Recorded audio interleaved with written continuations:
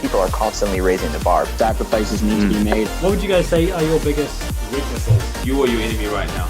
Is success a lie? Just a fucking podcast. Hey guys, welcome to the Hypertrophy Hustle Show. This week I'm back with Josh Bridgeman. So this is the third or fourth podcast I think together. So Josh is deep in the prep, just about to compete. Last time we had him on, I think it was just after he started anabolics to discuss that whole situation and conundrum and all that shit.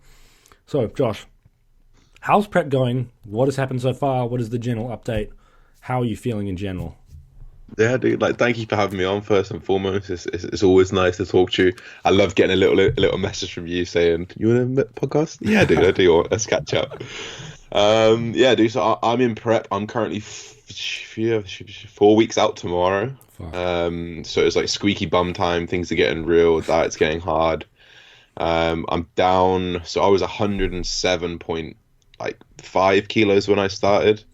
I was like 92 flat this morning, so 15 kilos down. It's been 13 weeks, so just over a kilo a week. But yeah, like it's standard prep feels like prep's never easy.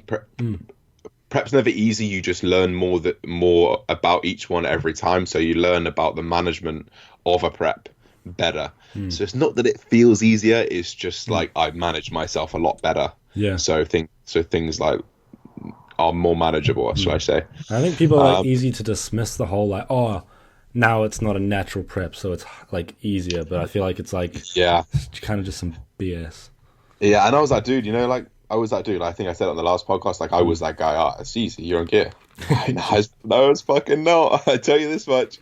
Like nothing changes. Like a big question I get: what's the difference? What's the difference?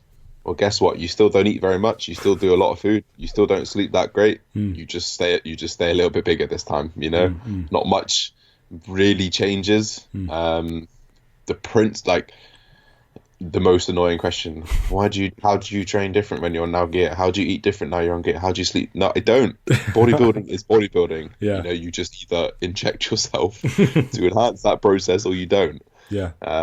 So yeah, not much has massively changed. Just the grind. Yeah, that's the thing that I think until you sort of talk to people who do it and sort of understand that, it's very hard to understand that culture. Like I remember it must have been like a year and a half ago when I talked to Tom for the first time and I was like, mate, what the fuck is up with steroids? And then even then after the whole podcast I was like, fuck, I still have no understanding. And even now it's like, fuck, still no fucking clue. And it's such a complex topic, and I think I quite respect the way that you like step back from sort of giving advice about it or talking about it or saying, okay, this is exactly what I do, why I do it. Oh, guys, you should.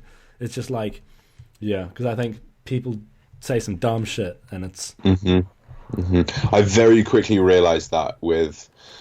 I think the initial step that I took about being open about it and what I was taking, in hindsight, was a good step because. It changed a lot of people's decisions to do it. It changed a lot of people's decisions on how to do it, which is the most important thing. Monitoring things, being conscious of health. But I realized as I moved through cycles, as I moved through using compounds which can fucking kill you, until I know I could sit down with 99.9% of the people on this planet and explain exactly what this does and how this is going to affect you in terms of what dosage, when to stop, what happens if it goes wrong. I'm in no position to say I'm taking this much and I'm losing weight. Because people, whether I like it or not, will snapshot that from a video. Like I was saying with the Brandon video, and he was reeling off all the drugs that he was taking, and at one point he goes, T3, this is what helps boost your metabolism, you lose weight, and then move to the next one. What happens if someone actually just clicks pause and changes to the next video because they're bored now? They've just heard T3 lose weight, and they missed his whole spiel at the end where he's like, I don't want you to do these things, So it's a fine line between educating and not becoming a snapshot of like, oh, Josh did this, I did this, So it's that's the thing with this game though. Taking that step up. Anything needs so much fucking context. It's like the whole RIR versus failure debate, like that whole thing. It's like I think the good response to that is like context, and it's like 100%. Fuck, people ignore that shit, and with doing gear and prep and all that shit, it's like the principles remain the same, but people forget context like exists. It's like even like I had that thought of like, oh, imagine if I did steroids, but it's like, what? I'm fucking like 4 years into lifting or some shit. I don't even know, and it's just like it'd be cool down the line. Like it's a nice idea, but then it's like, okay, like shit. Like what have been the negatives you've experienced so far? You're just like, and sort of like the bits, because I know you had those two. It was with the shoulder and the quad, right? 100%, dude. So a lot of people will see. A lot of people do see, oh, Josh has gained loads of muscle. He's now really shredded. Fuck, he didn't really get side effects. Motherfuckers, I got side effects. I just managed them, So my blood pressure is probably 10 points higher systolic and diastolic than when I started. My hematocrit levels often creep up into an unnatural range, so then I need to bring that down to stop blood clotting. It sounds more serious than it is. You just give blood.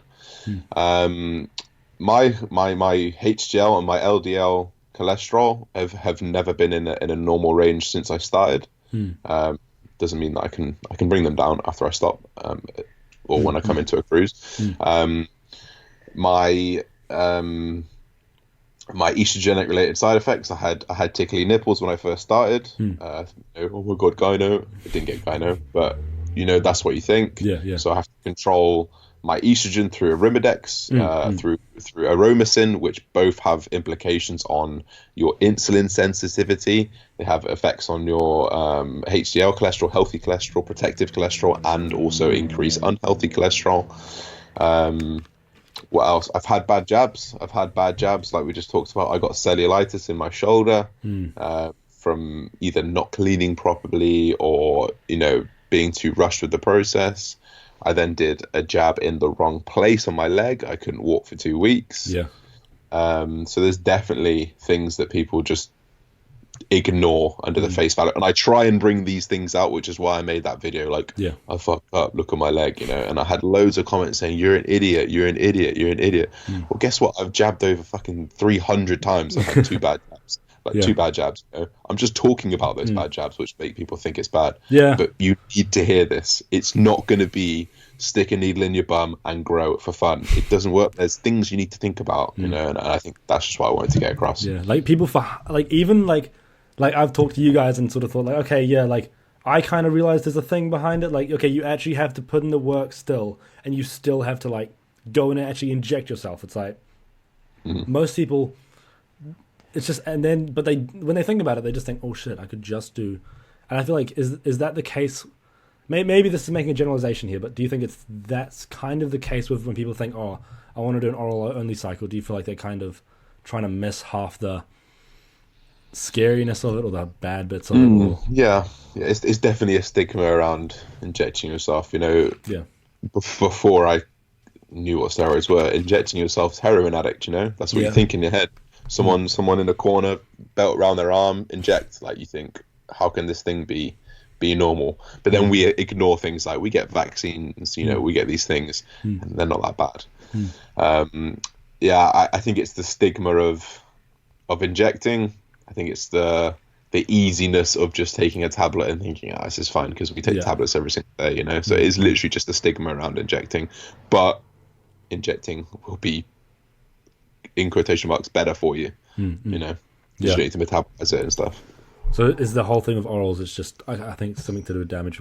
I have literally no knowledge about it. So orals are just liver toxic. They have to be broken down by everything has to go through the liver and kidneys anyway, but if it's in a tablet form with the binding agents, you have to metabolize it a little bit more. It can just raise your liver enzymes, cause your problems there.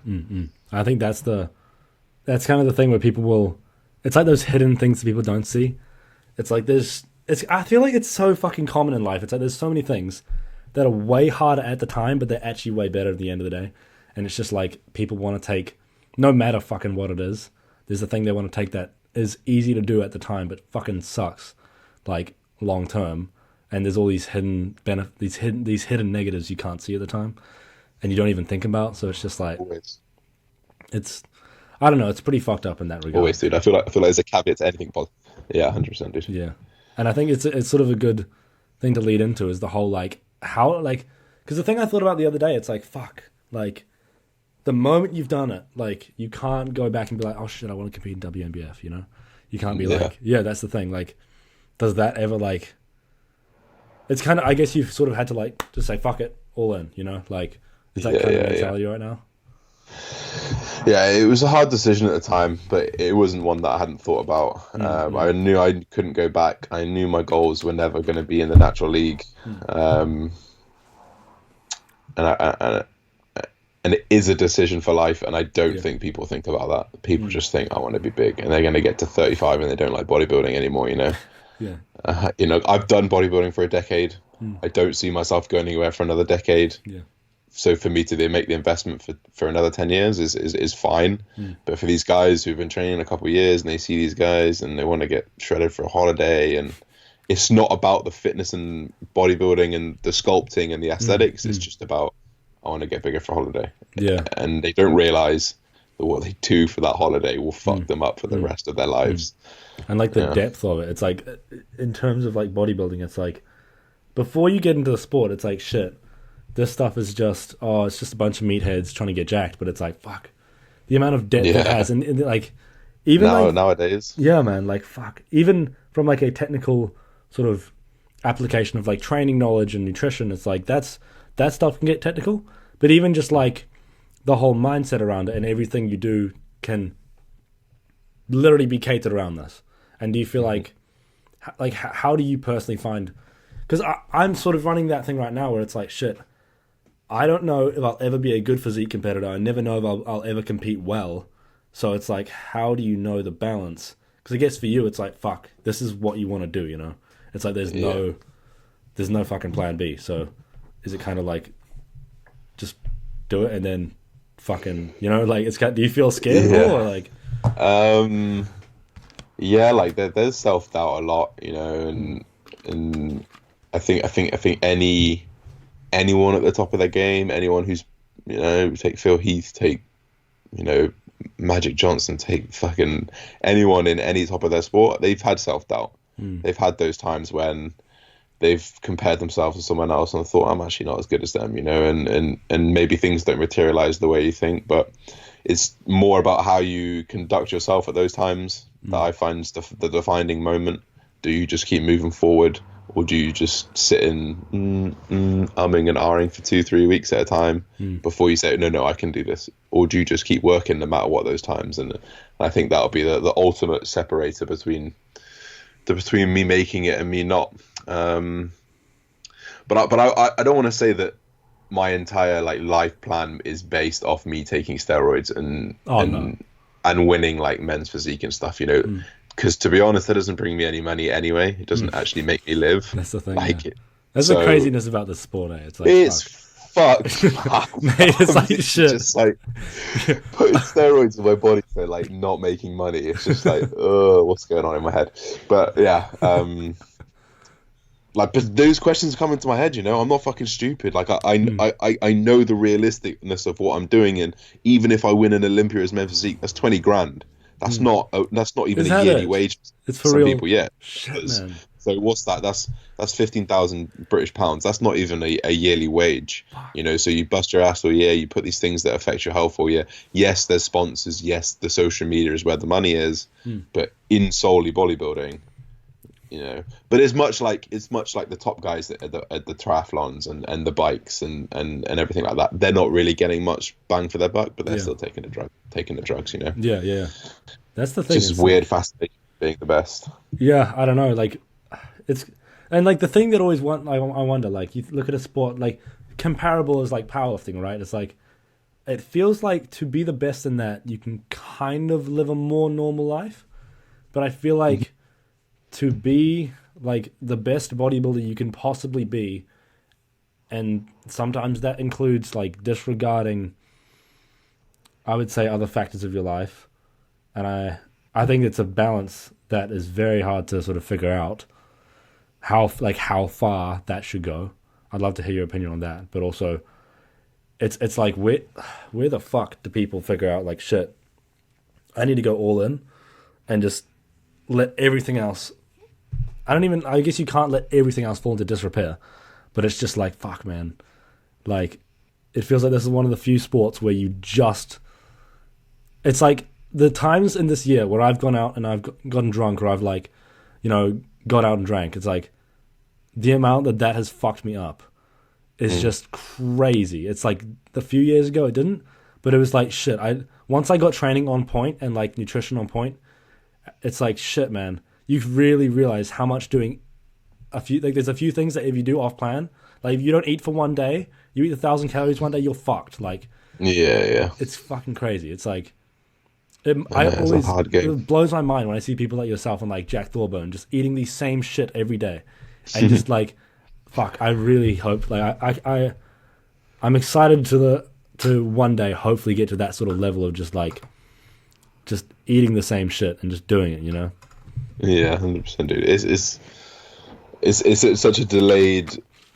I was talking a bit about this on my podcast the other day, and bodybuilding is such a strange one in the fact that we don't compete week on week. We don't compete even year on year sometimes, and you work this 365 for however many years for not actually getting a result for another year, So to be able to stay motivated and consistent day in, day out, like you got to have something that, that's just like wrong in your head. You got to have a screw loose that's geared towards whatever you want to do, But I would argue that in any top sport, they're all doing the same. The footballers, when they're at home with their kids and stuff, they're probably still kicking a football with them, because it's always on their mind, So once you find that passion and you feel that burning, it's not like, oh my god, it's the same food. It's like, I fucking can't wait for that meal, It's because it's going to fuel me better. So yeah, I've definitely found that with training. Like, training is like, I can't remember the last time I've ever been like, fuck, I don't want to train today. Like, it's never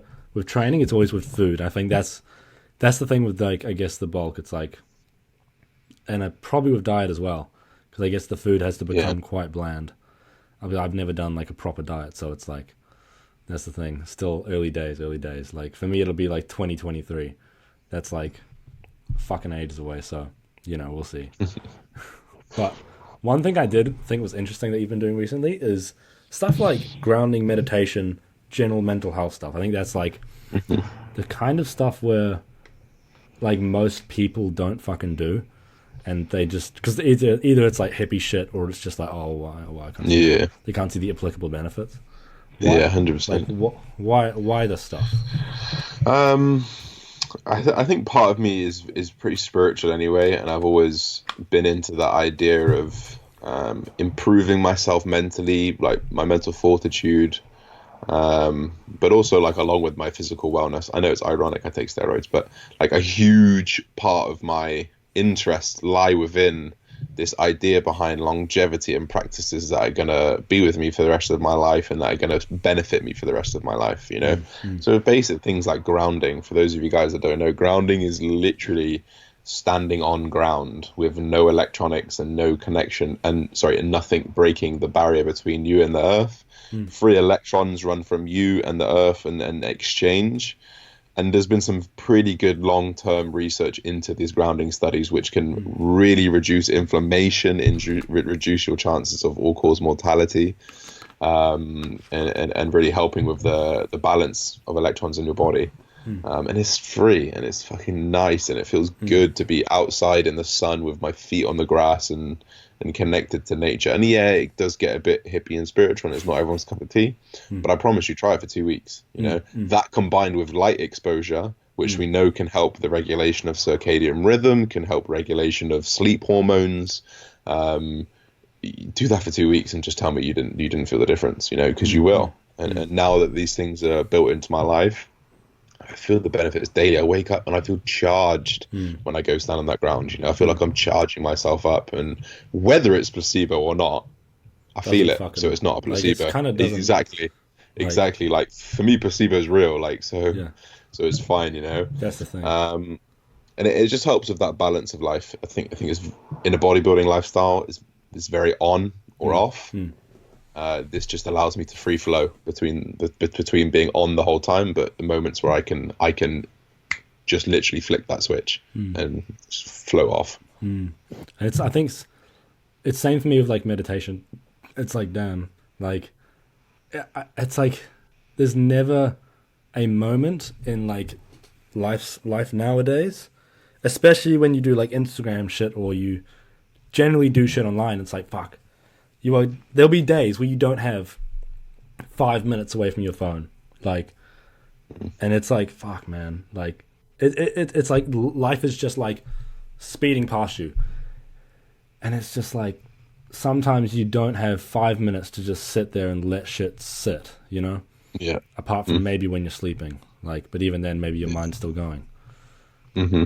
And it's just like, do you find like the grounding sometimes is sort of like more quite meditative as well? Yeah, 100%. And I'll meditate at the same time sometimes. You know, like I'll sit on the grass and I'll put a headspace on. And yeah, like you said, you know, it just allows you to think about one thing or nothing rather than the billion things that are going through your head and the billion things that are in your phone that you can just access with one click. You know, it gets you away from that for a little bit, and it keeps me ironically grounded. Keeps me grounded in the world, you know. So yeah. One thing I'd also like to touch on is sort of, I think we might have possibly touched on this in the very first podcast we ever did, maybe. But I think one thing that I've been thinking about a lot recently, and I guess especially at our sort of age, well, I guess you're quite older than me. How old are you? 25? 26, yeah. It's like a lot of people in our demographics will,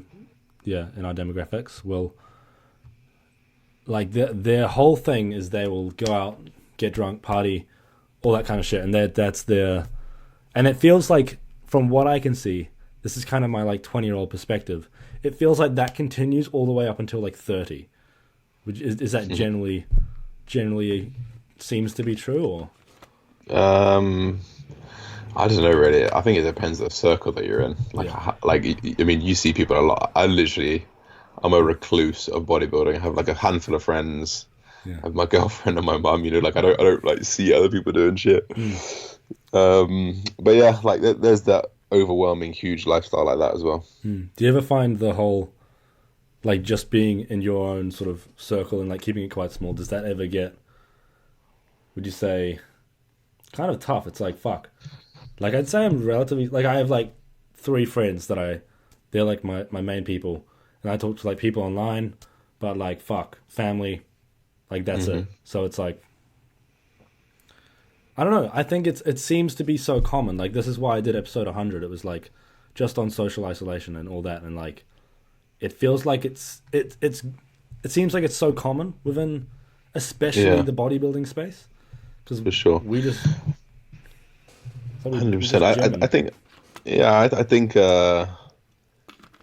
I think it's funny because while it may look like social isolation with the devices in our hands, it's almost not socializing. We're almost always socializing, you know, always making a post, always making a like, always commenting, always trying to get, you know, some kind of attention somewhere. So it's a bit of a weird one. It's a bit like when I was younger and I would all rush home and everyone joins the Xbox Live chat party, you know, and your mum's like, why don't you just go out and play with your friends? I'm like, I'm with them. Like, we're about to fucking boon some noobs. Like, we're gonna, you know, get some trick shots. Exactly, yeah. It's kind of similar now. Like, while I have, you know, very few close friends, who I would, you know, go to for advice and ideas and all this kind of stuff, I have an unbelievable amount of supportive people that will support me virtually and socially, and I'm not ashamed to say that. I'm not ashamed to say that a big part of my life is on my phone and my social media, because that is life right now. Whether you like get lost with the times, you know, fine, don't have Instagram, don't have Facebook. You're going to be the one in a million, but you know, I genuinely feel connection to a lot of these people that are on my phone. Yeah. I think I can get a lot of unique opinions and advice that maybe friends could offer as well, but just from, you know, 20,000 people. That's the fucking crazy thing. It's like it sucks that people don't just all live where I live, because I'd love to like hang out with these people like in real life, but it's like, it's the thing. It's like you'll find people so fucking similar to you who like similar shit, but they live in fucking the US or whatever, and it's just like, fuck. It's like some of the best friends I've had have been online, which is like, I don't know. It feels like it's hard to count it, or like hard to be like, you know, like it's. I think people. discount it, but I would love to see like some research on like if we take people's in-life friends, real life friends, and then online friends, and then if there's differences between like mental health outcomes with that, like that would be 100% will be 100% will be. Yeah, like that's the crazy thing. It's like, because I guess you like even now, right? It's like it's video chat. It's like pretty close, right? But it's I don't know. It's like that. It's always gonna. It just blows my mind, like day in day out. It's like I don't know. There's something about social media that I just don't like. I can't wrap my head around it. You know, like it's so human, but so not. It's like fuck. I just. That's the beauty of social media. That's why they make so much money. Yeah, that's the thing. Yeah. What is like the goals in the next, like, is there any specific, like after you compete, is there like a specific plan after that? What is the goal? So a lot of it's going to depend on like where I'm at in terms of competing. It's going to depend on feedback, how I look, all that kind of stuff, and then literally off season or not. You know, that's pretty straightforward. But like a big part of my goals right now are just all business. You know, grow the business, grow the coaching, grow me as a brand, grow the social media, put myself in a position to set myself up long term, all while offering, you know, the best advice, the best value I can to as many different people as I can, and just keep growing that baby. Really. Yeah, and it's been fucking crushing it recently. I remember it was like a few weeks ago. You did some video. I think it might have been actually quite a while ago. You did some video and it fucking went viral. It was like. And I was like, holy fuck, like, that's like the kind of shit that like makes me happy to see, because it's like, damn, you know how, and it's like in anything like that. Like today I just passed a milestone on one of my podcasts and I was like, holy fuck, like I've wanted that for like a year and a half. Does it feel like a similar kind of shit? 100%, man. You know, I've had these goals in my head. Like, for example, I had a client quota or like a client cap that I wanted. I'd worked, but you know, I've been doing online coaching for like 3 years, and I finally hit it like 2 weeks ago, and I thought, fuck, that's a good old moment. That is, you know. Yeah. Let's get the next one. That's the thing. Is there anything like in terms of like online coaching that you think? Because it seems to be. I mean, I think people are like 6 months ago. I thought everyone getting into it was sort of just rushing into it for money, but I feel like people are being pretty intelligent about it nowadays. Like. I mean, I mainly just follow people that I think are reputable, so I don't see the whole scope. But 100%. I feel like people are sort of waiting. Like I wanted to just rush into it, but I know I should probably wait. You know, like I'm 100%. Probably coaching in like November, so it's just like I know if I do it during uni, I'm gonna do a shit job of it, and it's just like I don't want to get a shit reputation for doing shit coaching. Is there anything you found like? When you look at people and you think, damn, they're probably not giving the best service, or they're missing a major part in terms of being a coach? Yeah, dude, it's everywhere. It's absolutely rife. We are just very fortunate in the people that we follow. But I get sent things daily from coaches and people who are just living in that bro science world where we used to live in. And they're still there, and they're still giving the same shitty programs, the same shitty advice.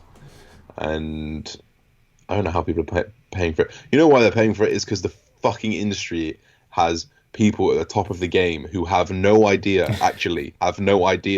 about exercise, execution, selection, hypertrophy. They don't even know what hypertrophy fucking is. They just go in and be like, oh, I'm going to work my upper back today, so I'm going to do some upper back rows.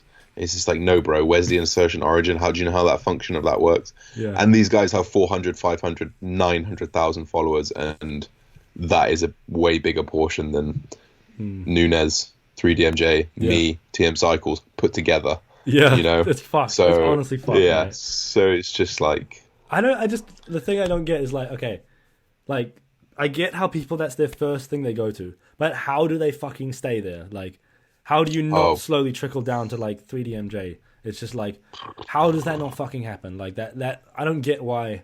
It isn't just because it's not pretty. Momentum. It's not pretty. It's not nice to look at. You know, someone made a very, very valid comment on my YouTube the other day, because I mentioned how some of these people have so many followers, and then they said people don't want to sit down and absorb and have to consciously think about the video and consciously think about, you know, like if you listen to a podcast, you've got to sit down and you've got to think about every sentence and the conversation and where the conversation's going.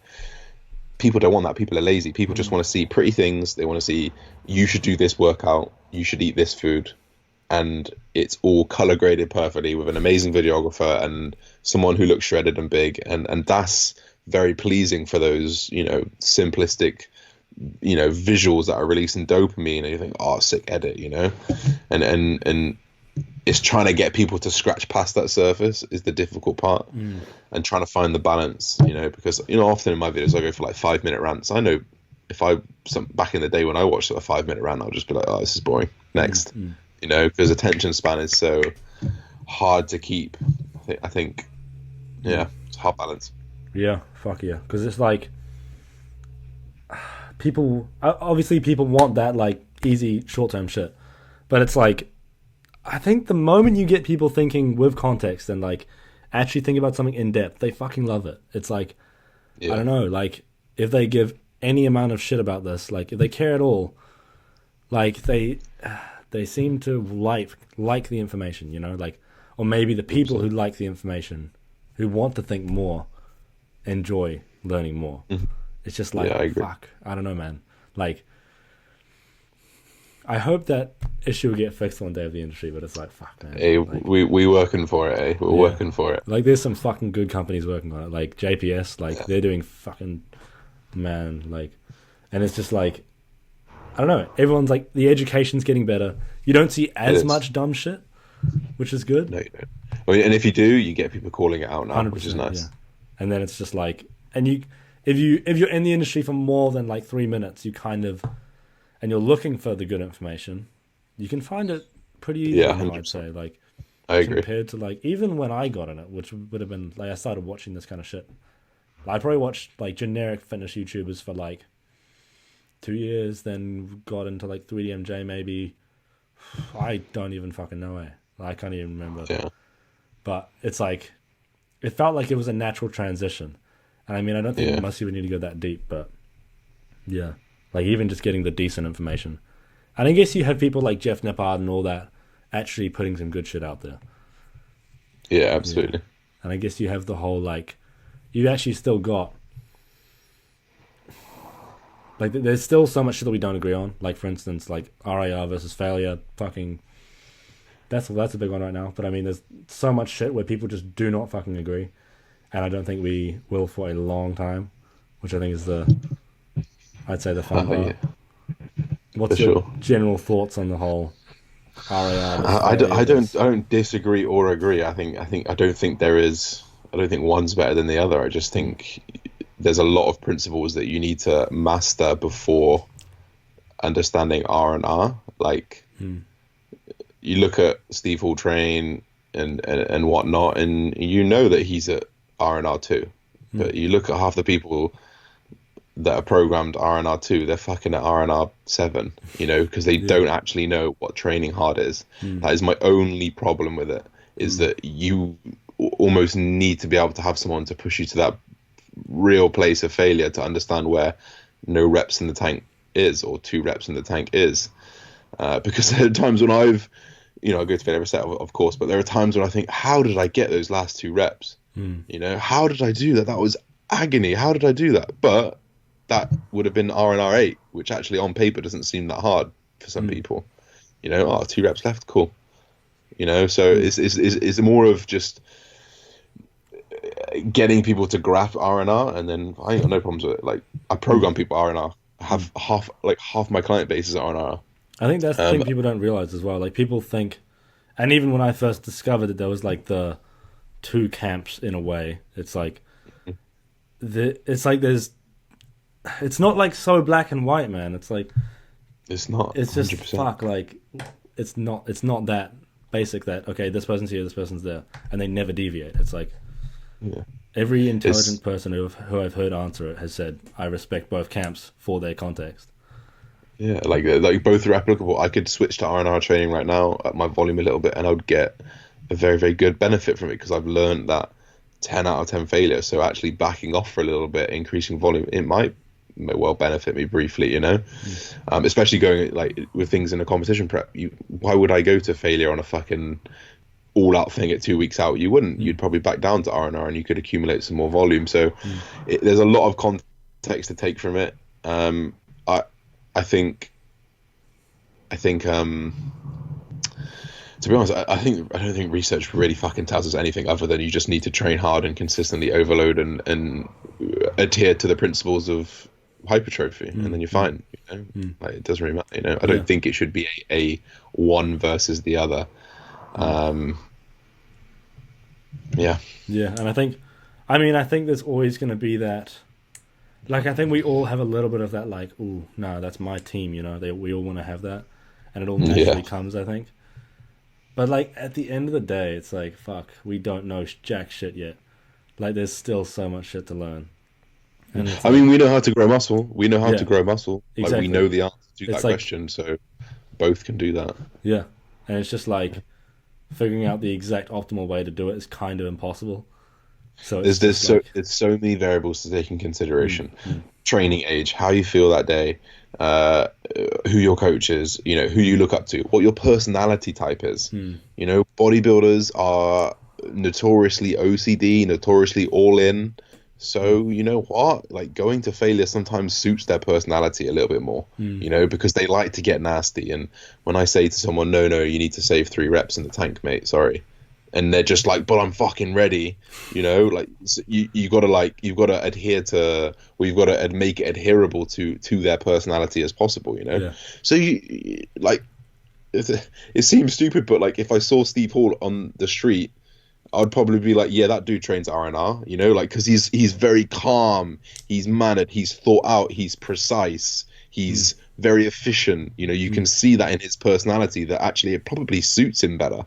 You know, you get someone like me who likes to scream, I like to shout, I like to lift heavy ass weight.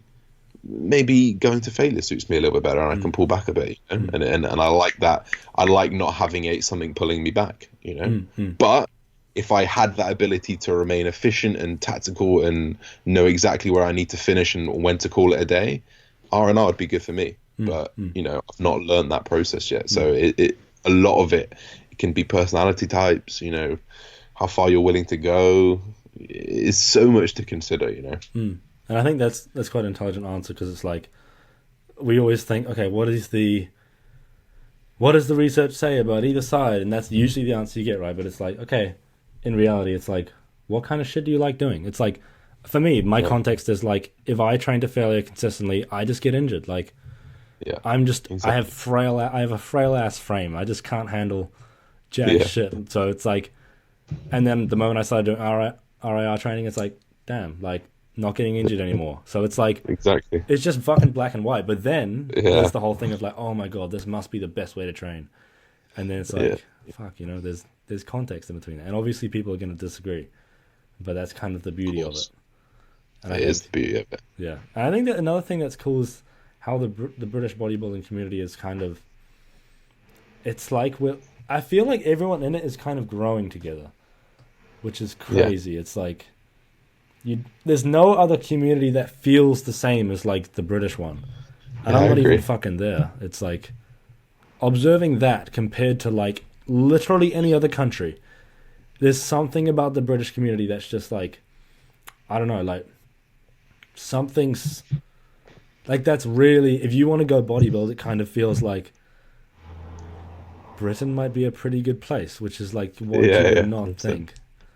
Yeah, it is. It is, and it's really nice to see, and I agree. I completely agree. Like, the coaches in here are coming, like, you know, for example, you see AJ Morris and Steve doing camps together, but they're on the opposite sides. You know, AJ trains to failure, Steve does not. Like, that's beauty. That is bodybuilding. Yeah, that's 100%. What I love about the sport is that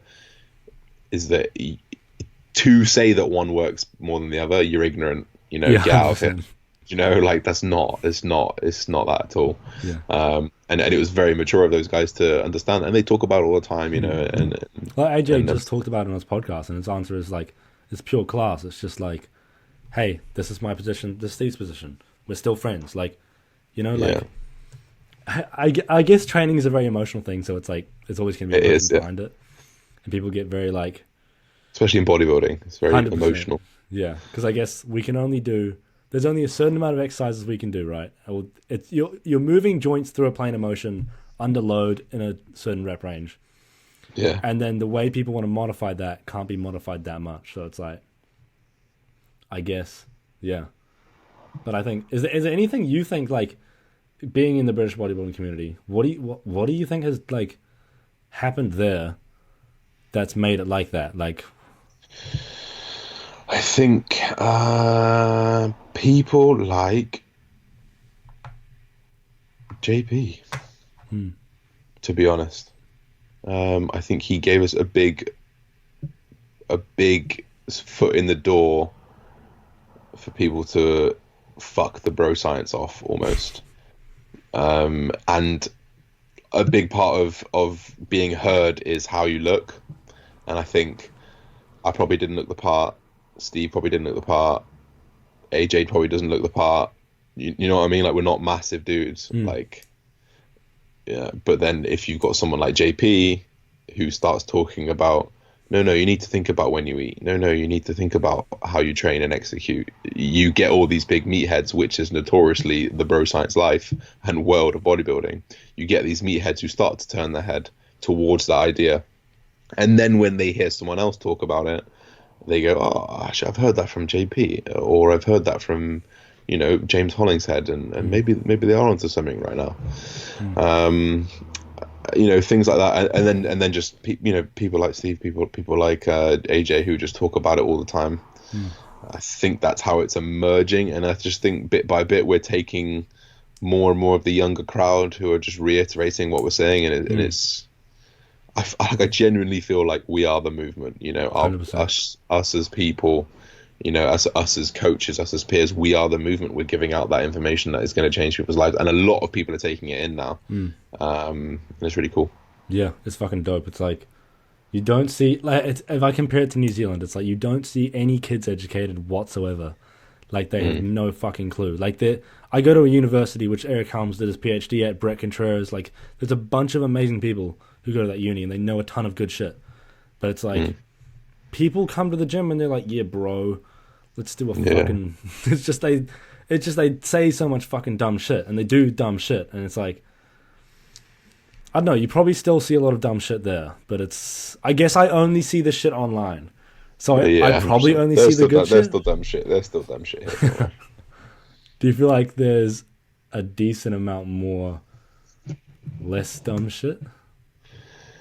Yeah, I'd like to think so, but again, I do think we are in a slightly fish lens life of the bodybuilding world, like with who we follow and stuff. 100%.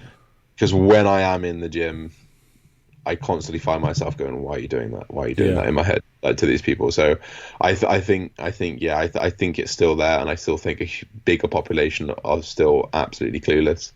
But we are slowly making inroads, I would say.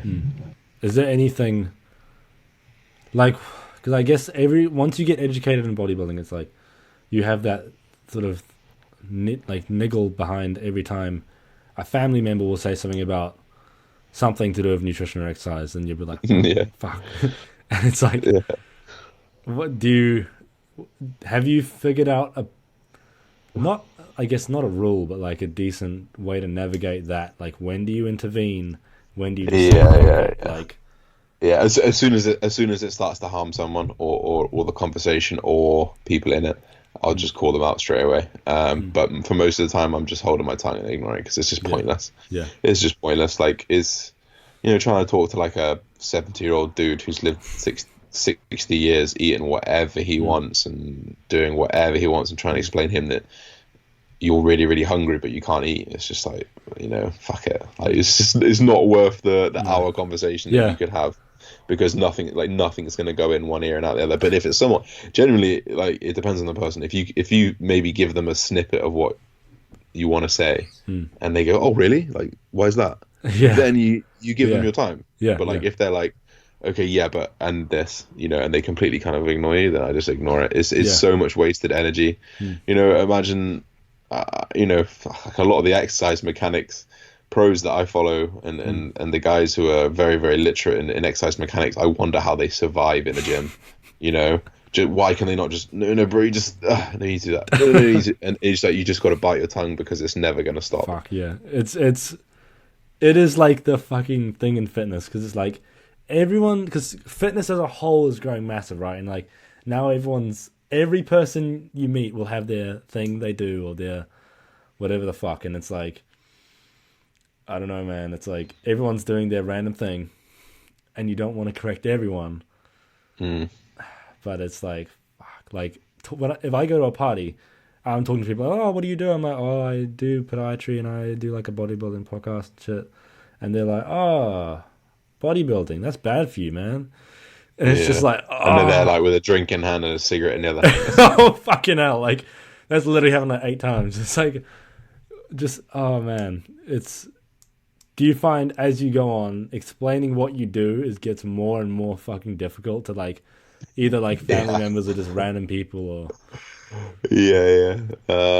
Honestly, like it all depends on the attitude of the person, and that's how I dictate how I'm going to be with them. If they say something that's really ignorant and flippant, I'll just tell them I'll tell them something that makes them scared for life.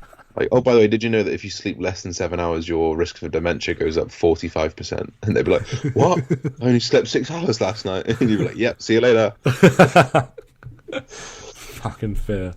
I don't know, man. It is a constant fucking battle. Like, I think... Like, you just get bogged down by it, man. It drags you down. It's the same as negative comments. It's like, if I were to sit there and reply to every single one, it literally drags you down. It's just whatever. I kind of think there should be like a warning when you get into evidence-based fitness. Like, don't fucking try and change people's mind, man.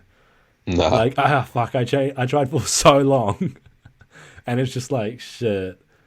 Like, 90% of it went in one ear, out the fucking other. And it's just like, oh. I mean, I found it fun at the time, but it's like, shit. I mean, when people ask, it's great. Like, a family member will be like, oh, what the fuck is this? How do I do this? Or like my friend, she was doing keto. And she was like, is there like a more, like, keto's so hard, like, what, can you help me? And I'm like, yeah, like, and explain a little bit more background behind it, like, it's just cool to see that kind of stuff where it's like, this shit seems so simple once you've like got it right. It's like the basics are fucking simple, but they seem so, I guess we can never go back to knowing what it's like to not know. Yeah, 100%. Which is like, fuck, man. But yeah, I think we'll end it here. Where can people find you? Where can people find everything Josh Bridgeman? Do you have anything coming up you want to pimp?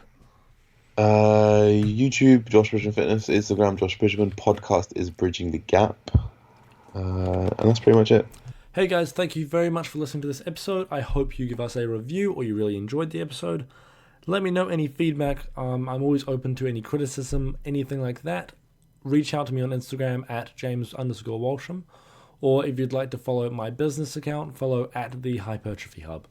Thank you guys so much for listening. If you would like to help the show, there's a list of ways to do so in the show notes. But if you're wondering how, the best thing to do is just give us a review on iTunes or just let me know how the show can be improved. Thank you very much.